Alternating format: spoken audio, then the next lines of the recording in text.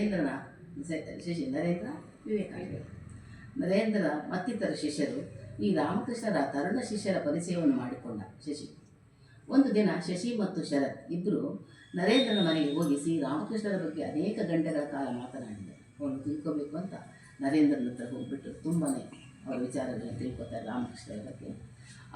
ಅವರಿಗೆ ಹೇಳುತ್ತಾನೆ, ಶ್ರೀ ರಾಮಕೃಷ್ಣರು ಅಂದರೆ ಏನು ಅಂದ್ಕೊಂಡಿದೆಯಾ? ಪ್ರೀತಿ, ಭಕ್ತಿ, ದಿವ್ಯಜ್ಞಾನ, ಮುಕ್ತಿ ಇತ್ಯಾದಿ ಎಲ್ಲ ಬಯಸಿದ್ದನ್ನೆಲ್ಲ ಕೊಡಬಲ್ಲಂತಹ ಮಹಾನುಭಾವರು. ತಾವು ಇಷ್ಟಪಟ್ಟವರಿಗೆ ಅದ್ಭುತ ಶಕ್ತಿಯನ್ನೂ ಕೊಡಬಲ್ಲವರು ಎಂದು ನರೇಂದ್ರ ಹೇಳ್ತಾರೆ. ಬಾಲ್ಯದಿಂದಲೂ ಶಶಿಗೆ ಧಾರ್ಮಿಕ ಗ್ರಂಥಗಳೆಂದರೆ ತುಂಬ ಗೌರವ. ಅವನು ತುಂಬ ಭಕ್ತಿಯಿಂದ ಬೈಬಲನ್ನು, ಚೈತನ್ಯ ಚರಿತಾಮೃತವನ್ನು ಮತ್ತಿತರ ಅನುಭಾವಿಗಳ ಜೀವನ ಚರಿತ್ರೆಗಳನ್ನು ಅಧ್ಯಯನ ಮಾಡಿದ್ದನು. ಶ್ರೀರಾಮಕೃಷ್ಣರು ಶಿಷ್ಯರ ಜೀವನವೇ ಪರಿವರ್ತಿತವಾಗುವಂತೆ ತಿದ್ದುತ್ತಿದ್ದರು. ಆ ರೀತಿ ಶಿಷ್ಯರ ಜೀವನವನ್ನು ಪರಿವರ್ತನೆ ಮಾಡುವಂಥ ಕೆಲಸನೇ ಅವರದಾಗಿತ್ತು. ಅವರನ್ನೇ ಅಲ್ಲ, ಬೇರೆ ಜನಗಳನ್ನು ತಿದ್ದುವಂಥ ಕೆಲಸ ಅವರದಾಗಿತ್ತು. ಸುಮಾರು 2 ವರ್ಷಗಳ ಕಾಲ ಶಶಿ ನಿತ್ಯವೂ ದಕ್ಷಿಣೇಶ್ವರಕ್ಕೆ ಬಂದು ಶ್ರೀರಾಮಕೃಷ್ಣರನ್ನು ಭೇಟಿ ಮಾಡುತ್ತಿದ್ದನು. ಅವರಿಂದ ಆಧ್ಯಾತ್ಮಿಕ ಸಿರಿಯನ್ನು ಬೇಕಾದ ಹಾಗೆ ಪಡೆದುಕೊಳ್ಳುತ್ತಿದ್ದ. 1885ರ ಮಧ್ಯದಲ್ಲಿ ಶ್ರೀರಾಮಕೃಷ್ಣರಿಗೆ ಗಂಟಲು ಕ್ಯಾನ್ಸರ್ ಕರೆಯಿತು. ಎಲ್ಲರದನ್ನು ಅವರು ವಹಿಸ್ಕೊಂಡಿರ್ತಾರೆ. ಗಂಟಲು ಕ್ಯಾನ್ಸರ್ ಕರೆಯಿತು. ಭಕ್ತರ ವೈದ್ಯೋಪಚಾರಕ್ಕಾಗಿ ಅವರನ್ನು ಕೋಲ್ಕತ್ತಾಕ್ಕೆ ಕರೆದೊಯ್ದರು. ಅವರಿಗೆ ಅಗತ್ಯವಾದ ವಿಶೇಷವಾದ ಆಹಾರವನ್ನು ತಾಯಿಯಾದ ಶ್ರೀಮಾತೆ ಶಾರದಾ ಮಾತೆಯೇ ವಹಿಸಿಕೊಂಡಿದ್ದನು. ಇವನು ಪದವಿಯನ್ನು ಓದುತ್ತಿದ್ದ, ಇನ್ನು ಚಿಕ್ಕ ಹುಡುಗ. ಪದವಿಯನ್ನು ಓದುತ್ತಿದ್ದಂಥ ಸಮಯದಲ್ಲಿ ಸಹ ರಾತ್ರಿ ಹೊತ್ತು ಸಹ ಅವರ ಸೇವೆಗೆ ನಿಲ್ಲುತ್ತಿದ್ದ. ಪ್ರತಿದಿನ ಅವರ ಸೇವೆಗಾಗಿ ಬರ್ತಾ ಇದ್ದನು. ಪೂರ್ಣಾವಧಿ ಗುರುವಿನ ಸೇವೆಯಲ್ಲಿ ತನ್ನನ್ನು ತಾನು ತೆಗೆದುಕೊಂಡನು. ಶಶಿಯ ಜೀವನವು ಭಗವಂತನ ಮೇಲಣ ದಾಸ್ಯ ಭಾವಕ್ಕೊಂದು ಉಜ್ವಲವಾದ ಉದಾಹರಣೆ. ಭಗವಂತನ ಮೇಲಣ ದಾಸ್ಯ ಭಾವ, ದಾಸನಾಗಲಿಕ್ಕೆ ಒಂದು ದೊಡ್ಡ ಉದಾಹರಣೆ ಅಂತ ಹೇಳ್ಬೋದು.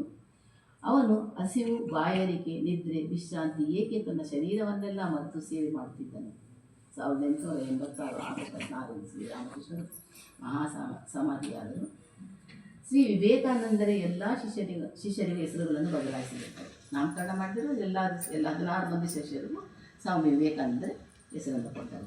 ಅದೇ ರೀತಿ ಶಶಿಭೂಷಣ್ ಚಕ್ರವರ್ತಿಗೆ ಶ್ರೀರಾಮಕೃಷ್ಣ ಎಂದು ರಾಮಕೃಷ್ಣರ ಬಗ್ಗೆ ಬಹಳ ಪ್ರೀತಿ ಇತ್ತು. ಯಾರಿಗೆ? ಶಶಿಭೂಷಣ್. ರಾಮಕೃಷ್ಣ ಅಂತಂದು ಹೆಸರನ್ನು ಕೊಟ್ಟರು. ಅವನ ಸ್ವಂತ ಸ್ನೇಹಿತನಾದ ಶರತ್ಚಂದ್ರ ಚಕ್ರವರ್ತಿಗೆ ಶಾರದಾನಂದರು. ಅವರಿಬ್ಬರು ಜೋಡಿಗಳು, ಇಬ್ಬರು ಜೋಡತ್ತುಗಳಿದ್ದಂಗೆ ಜೊತೆಗಾರ. 1911 ಫೆಬ್ರವರಿಯಲ್ಲಿ ಶ್ರೀ ಮಾತೆಯವರು ಮದ್ರಾಸಿಗೆ ಬಂದಿದ್ದರು. ಆಗ ರಾಮಕೃಷ್ಣಾನಂದರು ಅಲ್ಲಿ ಮೊದಲೇ ಮಠದ ಸ್ಥಾಪನೆ ಮಾಡಿದ್ದರು. ದಕ್ಷಿಣ ಭಾರತದಲ್ಲಿ ತುಂಬ ಪ್ರಚಾರ ಮಾಡಿದಂಥವರು. ಶ್ರೀ ಮಾತೆಯವರು ರಾಮೇಶ್ವರದ ಯಾತ್ರೆ ಮಾಡಿದ ಮೇಲೆ ಬೆಂಗಳೂರು ಆಶ್ರಮಕ್ಕೆ ಭೇಟಿ ಕೊಟ್ಟರು. ಅವರ ಜೊತೆಯಲ್ಲಿ ರಾಮಕೃಷ್ಣಾನಂದರು ಸಹ ಮದ್ರಾಸಿನಲ್ಲಿ ಜೊತೆಗೆ ಬಂದಿದೆ. ಅದಕ್ಕೊಂದು ಕಥೆನೇ ಇದೆ. 1897ರಿಂದ 1911ರವರೆಗೆ ದಕ್ಷಿಣ ಭಾರತಾದ್ಯಂತ ಪ್ರವಾಸ ಮಾಡಿದರು. ಎಲ್ಲ ಕಡೆಯೂ ಉಪನ್ಯಾಸ ಮಾಡಿದರು. ಉದಾಹರಣೆಗೆ ಒಂದು ಸಲ ಶರತ್ ಕೇಳ್ತಾರೆ ರಾಮಕೃಷ್ಣನ ಹಿಂದೆ ಒಂದು ಸತಿ, ಶರತ್, ನಾವೇಕೆ ದೇವರನ್ನು ನೋಡುವುದಕ್ಕಾಗುವುದಿಲ್ಲ ಅಂತ ಕೇಳ್ತಾರೆ ಶರತ್ ಚಂದ್ರ ಚಕ್ರವರ್ತಿ. ಸ್ವಾಮಿ, ರಾಮಕೃಷ್ಣ ಹೇಳ್ತಾರೆ, ಸಮುದ್ರ ತಳದಲ್ಲಿ ಮುತ್ತುಗಳು ಹೇರಳವಾಗಿರುತ್ತವೆ. ನಿನಗೆ ಅವು ಬೇಕಾದರೆ ನೀನು ತಳಹದಿಯವರೆಗೂ ಮುಳುಗಬೇಕು.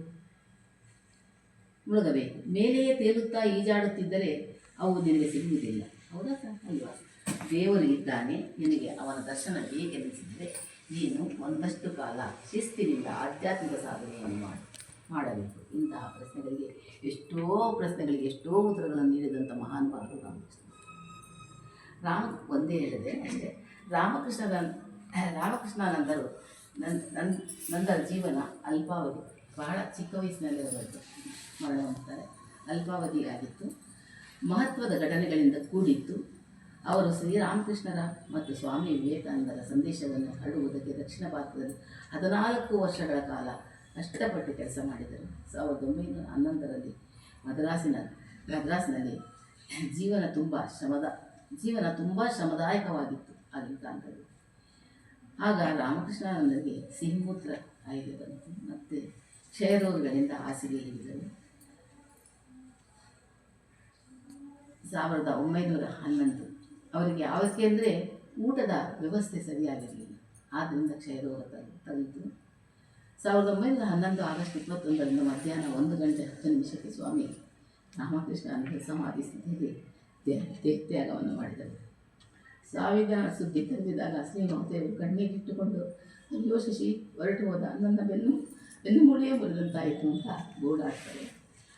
ಪುರಿಯಲ್ಲಿದ್ದ ಬ್ರಹ್ಮಾನಂದ ಸ್ವಾಮಿಗಳು ಮೊದಲನೇ ಮಹಾಶಿಷ್ಯರಾದಂಥ ಬ್ರಹ್ಮಾನಂದ ಸ್ವಾಮಿಗಳು ದುಃಖದಿಂದ ದಕ್ಷಿಣದ ರಕ್ಷಕನಾದಂಥ ಯಕ್ಷ ಹೊರಟು ಹೋದ, ದಕ್ಷಿಣ ದಿಕ್ಕಿನಲ್ಲಿ ಕತ್ತಲೆಯಾಯಿತು, ಮುಳುಗಿ ತಂದಾಯಿತು ಎಂದು ಪರಿಕಲ್ಪಿಸಿದರು ಎಂದು